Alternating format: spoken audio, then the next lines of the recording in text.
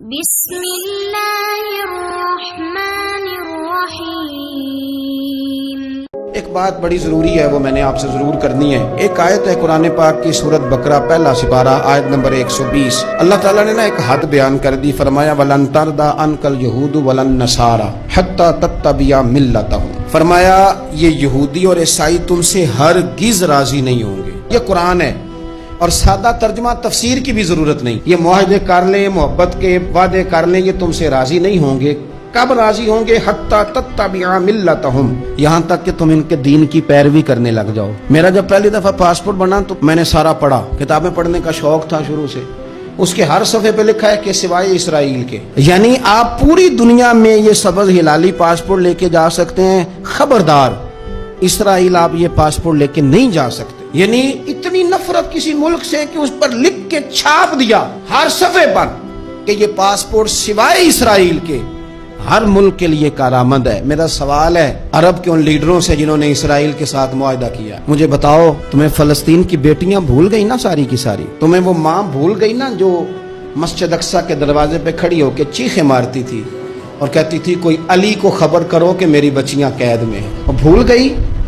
تمہیں وہ بہن بھول گئی نا جس پر شراب کی بوتل انڈیلتے تھے اسرائیل کے فوجی؟ وہ آپ کو ابھی بھی ویڈیو مل جائے گی۔ وہ انڈیلتے تھے شراب کی بوتل، اسے پکڑتے تھے، دست درازی کرتے تھے، اور وہ بیٹی کہتی تھی یا رحمت للعالم۔ بھول گیا تمہیں وہ سارا کچھ؟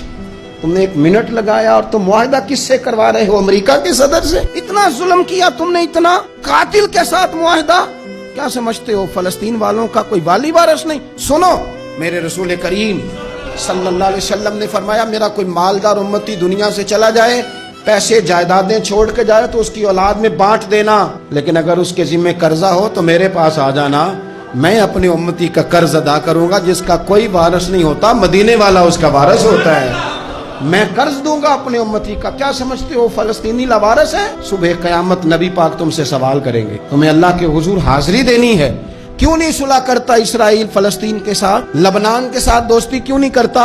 شام سارا کٹ گیا اسرائیل کی وجہ سے، آج تمہیں خیال آیا ان کے ساتھ معاہدہ کرنے کا؟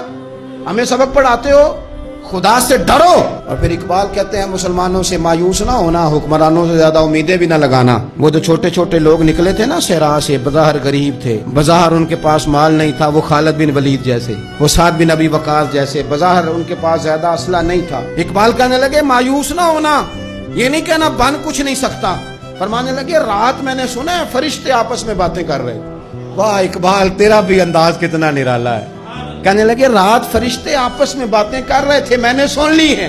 بھلا وہ کیا کہہ رہے تھے؟ یہ سارے لوگ نا خالد بن ولید، سعد بن ابی وقاص، یہ صحرا کے رہنے والے، اور اس وقت کی سب سے سپر پاور روما کہلاتی تھی، الٹ پلٹ کے رکھ دی ساری رومی سلطنت۔ تو اقبال کہنے لگے رات فرشتے آپس میں باتیں کر رہے تھے کہ سنا ہے پاکستان کے، ہندوستان کے مسلمان جوان مایوس ہو گئے۔ کہنے لگا نہ مایوس ہونا، نکل کے صحرا سے، جس نے روما کی سلطنت کو الٹ دیا تھا، نکل کے صحرا سے۔ گرمی دیکھو اس شیر کی، ولولہ دیکھو اس مرد کا جو مصور پاکستان ہے، نکل کے صحرا سے جس نے روما کی سلطنت کو الٹ دیا تھا۔ سنا ہے میں نے یہ قدسیوں سے، وہ شیر پھر ہوشیار ہوگا۔ وہ کل باتیں کر رہے تھے کہ بہت سارے ان میں سے پھر جاگ گئے اور بڑی جلدی وہ بلاک بنائیں گے۔ سنا ہے میں نے یہ قدسیوں سے کہ وہ شیر پھر ہوشیار ہوگا، وہ آئے گا میدان میں، نکلے گا، اور انشاءاللہ یہی چراغ جلے گا تو روشنی ہوگی۔